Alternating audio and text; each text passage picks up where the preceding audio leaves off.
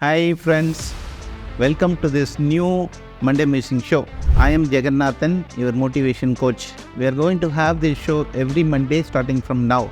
We are going to have a very special beginning today. What is that? What is it we are going to talk about?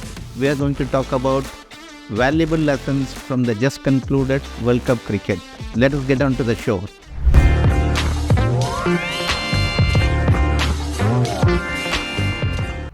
What an exciting match last Sunday between Team India and Team Australia. Though we lost the match and thus lost the millions of broken heart, but there are valuable lessons from the match as well as the entire tournament. Let's congratulate Australian team for winning the cup. That's the sportive gesture. But though the India lost the match, the Indians won the series. There are lots of valuable lessons. Let us see some of these valuable lessons. First, to start with, notable performance from 3 teams. What are the 3 teams and what are the lessons? 10 teams played the tournament. Let's pick 3 teams in the order of lessons learned from this team. India comes first in my list because the lessons learned from this team is valuable. They played like a true champion throughout the tournament, though they lost the final match. What are the lessons learned from Team India? 3 lessons I would like to highlight here. Number 1, of course, team spirit. We can see that Team India played like a true team. The players were seen comforting each other, taking advice from others, respecting others' opinion. The camaraderie was seen. The performance of the team is much more than some of the performance of the players in the team that was visible with the Team India. Number 2, performance mattered. We could see that a great player like Sami himself was made to wait for 4 matches before he was taken. Performance in every match mattered. Nobody could take their place in the team, guaranteed. Number 3 is the body language. Body language is very, very important in such situations. The body language of team has seen significant improvement over the years. That's the big difference between other teams and Team India. Now we could see great improvement in the body language. It was aggressive but not arrogant, the right mix. Okay, the next in my list is, of course, Team Afghanistan. The lesson: believe in yourself and you can make unbelievable things happen. Nobody believed that the underdogs Afghanistan could perform such brilliantly, even to the level of giving hopes of a semi-final berth in their first ever World Cup tournament. That's a remarkable performance. How was that possible? Because the team believed in themselves and committed to the cause, shown great commitment to the cause. But for the determined Glenn Maxwell and the inexperience shown by the Afghanistan team in handling a determined Glenn Maxwell, they could have even qualified for the semi-final. Depth of experience and the opinion of others about your skills never matters. They are only for books. At the end of the day, what you believe about yourselves counts. And Team Afghanistan did that. They believed in themselves and they could progress to this level. The last in the team list is, of course, the eventual champion Team Australia. They proved that you can rise from ashes. Literally, you can rise from ashes anytime. Team Australia lost their first 2 matches and there were murmurs that would they ever qualify for the semi-final. From that position, coming to the level of winning the cup is tremendous. How was that possible? Australian team for long years, 20 years, they are dominating all forms of cricket. What is the reason? Not just because they had skillful players, it's because the team always shows excellent mental toughness and the ability to bounce back. They've never afraid of loss. That's the significant characteristic of Team Australia. They lost first their team and they never bothered about the loss. And the qualifier match against the Minnows Afghanistan was a big shock to the team. They were forced to a precarious situation of 91 for 7, needing 270 runs, and from that position they made it to the eventually winning the match. There were tense moments even in their semi-final match against South Africa. Everyone was in the edge of their seats, but they handled that pressure very well and eventually won that match and also the finals. That is Team Australia. That shows their mental toughness and ability to bounce back, which is a valuable lesson for all of us. Now, the lessons from individual performance. I have 5 in this list. The first in the list, of course, not just my favorite, everyone's favorite in this tournament, is the India captain Rohit Sharma. The lesson is commitment to the cause matters more than individual performance. Rohit undoubtedly is the best player in this tournament. He is not the highest run taker. He scored 0 duck in the first match, but still, if there is an award for best contribution, the award would go to Rohit Sharma undoubtedly. He will win it hands down because he proved that commitment to the cause is more important than individual records. He is in good forms. He could have decided to bid his place for the highest number of runs in the tournament, but he did not. It takes certain courage, conviction and self-belief to commit to your cause. The cause taken by Rohit Sharma is laying a good foundation for the team in the first power play, so that the rest of the team can build a good innings. And he exactly did that in every match. An interesting stat to be seen is that he got out between 40 and 50 5 times in the series and between 80 and 100 2 times in this series, which you could not see with any other player. Truer assessment is that he has not looked for individual milestones. Instead, he preferred to play for the spirit of the team. Apart from his natural style of swashbuckling opening batsman, he has also been a very good captain. He is an enforcer. He showed emotions in the field unlike Dhoni, but he was always calm. He was seen comforting the players, appreciating the players, going to the players, discussing with the players before taking decisions, consulting the wicketkeeper and the bowler every time before a review decision is taken. A good participating captain. That's what everybody liked, and we could see from each match the team looked forward to his captaincy and they accepted his captaincy. That's the sign of a good leader. The next is even more valuable lesson. Mohammad Shami, never take a backward step. It's not an ordinary feat for a man who did not make the cut for the first 4 matches of almost close to half of the number,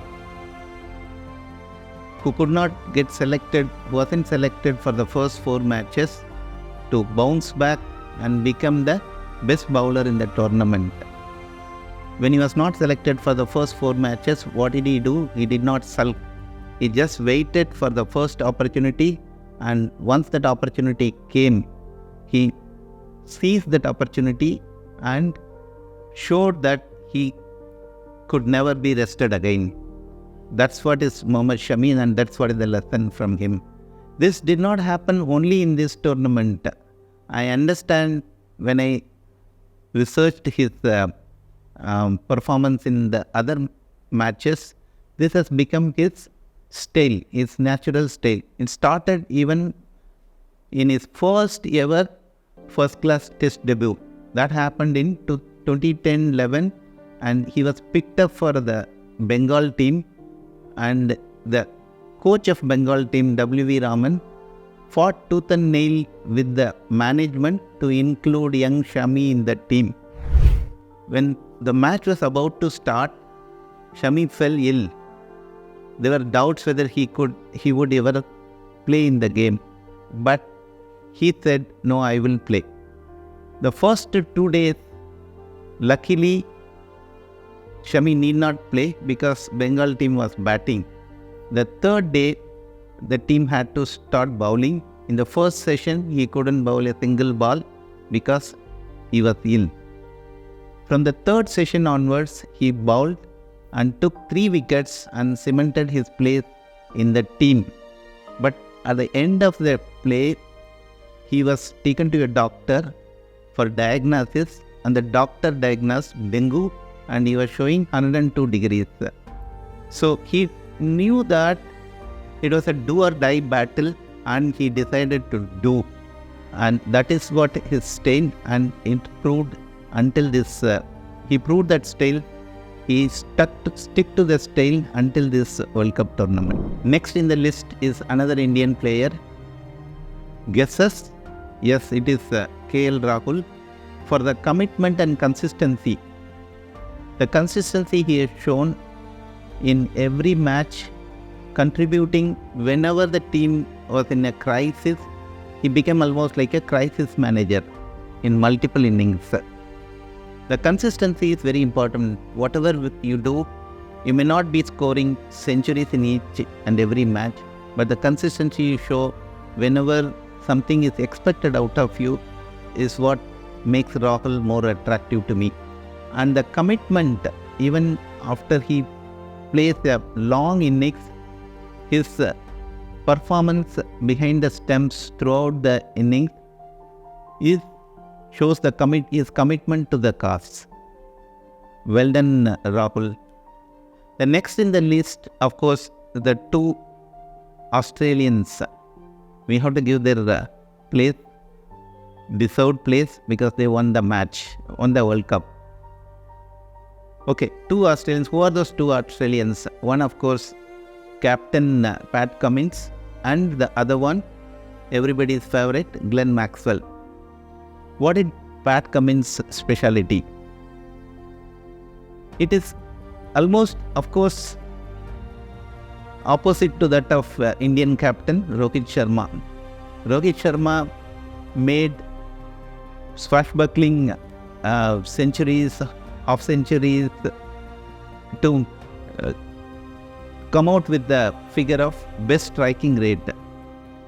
I don't know the stats. Probably Pat Cummins would have the slowest striking rate, but he still won the matches, 2 matches for Australia because of his slowest striking rate.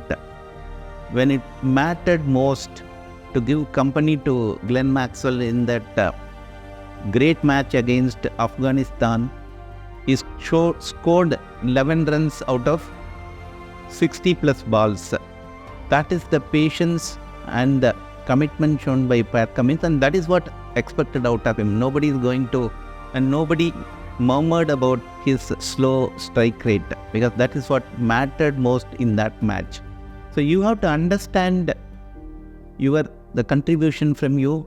You have to understand how you contribute to the win and exactly put that contribution. So from that perspective, Pat Cummins understood his need, understood his place, understood the expectation, what Glenn Maxwell expects from him, and he exactly did that. Okay. And apart from that, also his captaincy, every match he showed a tremendous improvement in the captaincy. Every time when a decision is needed, he was there and he made the decision.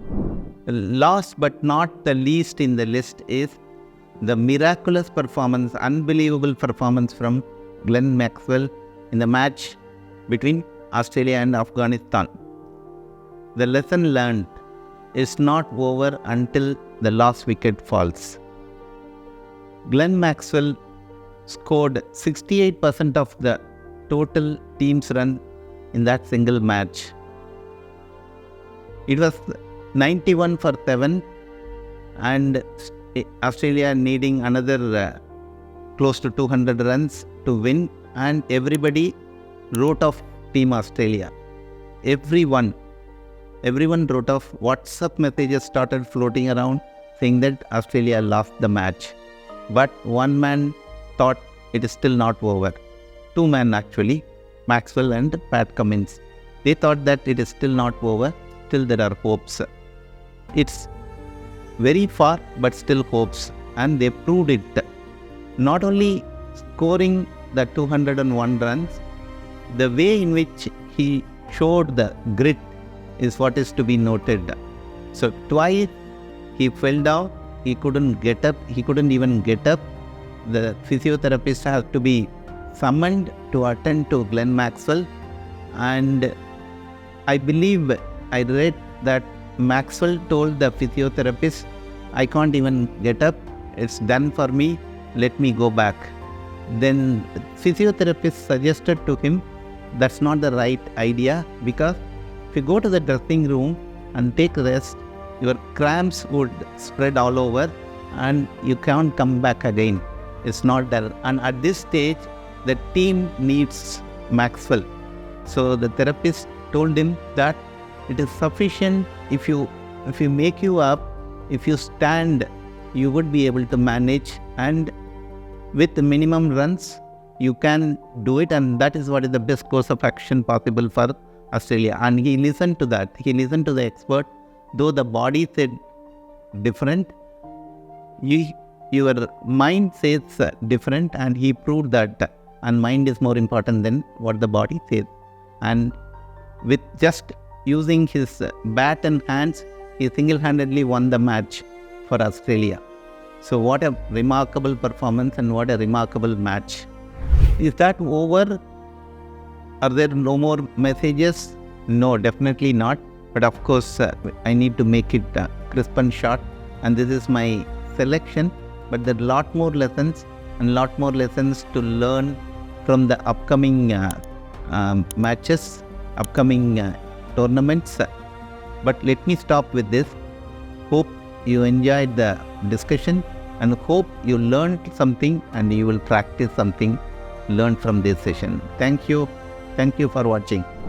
Hope you enjoyed the show, and most important, hope you learned something useful, something interesting. Hope you will follow the lessons learned, and there are lots more lessons to be learned from every day. Every day we have a lot to learn, and more lessons from my three books written by me. The first one is Management Immemorial, lot of life lessons from Indian classical literature. And the second book, Grandma in the Boardroom, lot of corporate lessons for growth. And the third one, COVID-2021. These books are available in all online stores, Amazon, Flipkart, etc. And also from my website, www.authorjaganathan.com. Read, get benefit, enjoy, grow. This is not the end. Lot more lessons to learn every week, every Monday. Subscribe to Monday Musings YouTube channel. Watch every Monday. Grow. Thank you.